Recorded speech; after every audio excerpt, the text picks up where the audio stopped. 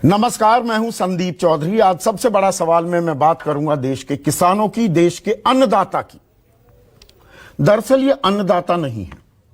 अब इन्हें अन्नदाता कहना बंद करना होगा।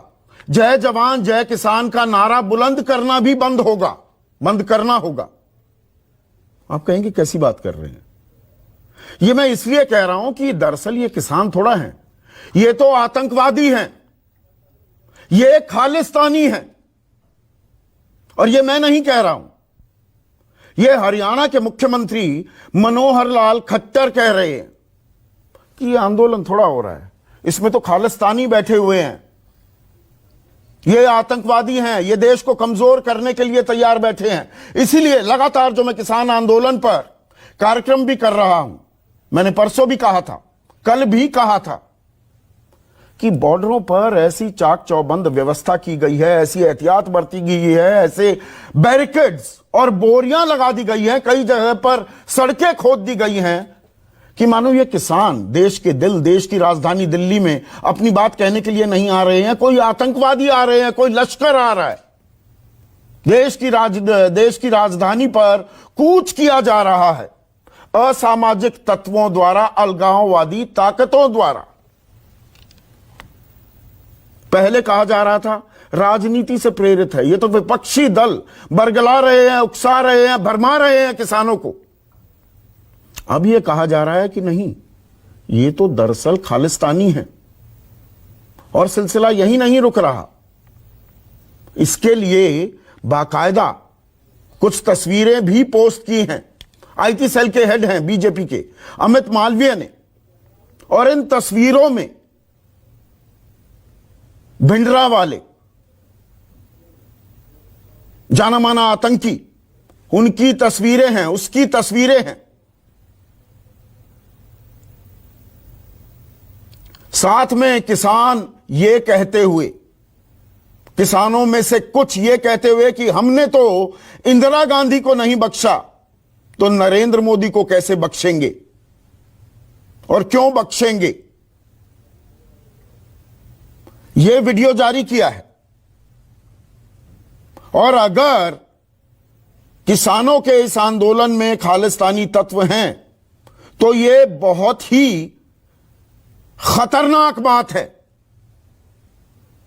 लेकिन क्या एक नया शगल भी हो गया है देश में कि सरकार के विरोध में, सरकार से सवाल करते हुए या सरकार की नीतियों से ना इत्तेफाकी रखते हुए कोई भी आंदोलन हो, कोई भी प्रदर्शन हो, उसे अलगाववाद, राष्ट्र विरोध का नाम दे दिया जाए। छात्र ना इत्तेफाकी दिखाएं सरकार से, सरकार की नीतियों से, तो उन्हें टुकड़े टुकड़े गैंग कह दिया जाता है। जेएनयू में यह आपने होते देखा है, जामिया मिलिया में यह आपने होते देखा है। पढ़े लिखे लोग, शिक्षित, नौकरी करने वाले लोग कुछ कह दें सरकार के खिलाफ तो उन्हें अर्बन नक्सल कह दिया जाता है। महिलाएं, और खासकर अगर वो मुस्लिम महिलाएं हों, वो सीएए एनआरसी पर सड़कों पर बैठ जाएं। शाहीन बाग आपको ध्यान होगा कि बटन इतना जोर से दबाओ कि करंट शाहीन बाग तक जाए। देश के गृह मंत्री अमित शाह ये कह रहे थे। अनुराग ठाकुर देश के गद्दारों को और लोगों से बुलवा रहे थे, गोली मारो सालों को। प्रवेश वर्मा कह रहे थे ये हमारी बहन बेटियों का बलात्कार कर देंगे। या आदिवासी निकल आए तो उन्हें नक्सली कह दिया जाता है। इन महिलाओं को पाकिस्तानी कहा गया। तो सरकार के खिलाफ अगर आप कुछ भी बोलो तो आप राष्ट्र विरोधी हो जाते हैं।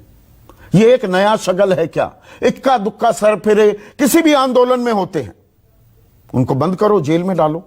लेकिन उन्हीं का हवाला देकर पूरे आंदोलन को बदनाम करने की एक नई सोची समझी सरकारी रणनीति है क्या ये? मैं पूरी जिम्मेदारी से इस शब्द का इस्तेमाल कर रहा हूं। अब एक और तस्वीर दिखाता हूं। अमित मालवीय ने दिखाया कि भिंडरावाले, आतंकी भिंडरावाले की तस्वीर लेकर कुछ किसान घूम रहे थे, 1984 का जिक्र कर रहे थे कि इंदिरा गांधी की हत्या कर दी। हरसिमरत कौर बादल इसी मोदी सरकार में मंत्री थी, किसान आंदोलन को लेकर इस्तीफा दे दिया। अब ये जो मैं तस्वीरें दिखा रहा हूं, ये हरसिमरत कौर ने ट्वीट की हैं। जो पुलिस वाले किसानों पर लाठियां बरसा रहे हैं, लगातार हम आपको दिखा रहे हैं 3 दिन से जो ये आंदोलन चल रहा है, दिल्ली कूच करने की कोशिश कर रहे हैं किसान, उन पर टीयर गैस के गोले दागने वाले, उन पर ठंड के मौसम में पानी की बौछार करने वाले पुलिस वालों को ही यही किसान फिर खाना भी देते हैं। ये अन्नदाता हैं, ये देश के अन्नदाता हैं। दिल इनका कितना बड़ा है उसे भी देखिए। जो लाठी मारता है उन्हें मालूम है पुलिस वाले भी सरकार का हुक्म बजा रहे हैं। इसीलिए शाम होती है, जब थोड़ा सा रेस्ट लेने का वक्त आता है तो उन्हें खाना भी परोसते हैं। और इन अन्नदाताओं को हम आतंकवादी भी कह रहे हैं। सुनिए, जब यह सवाल पूछा गया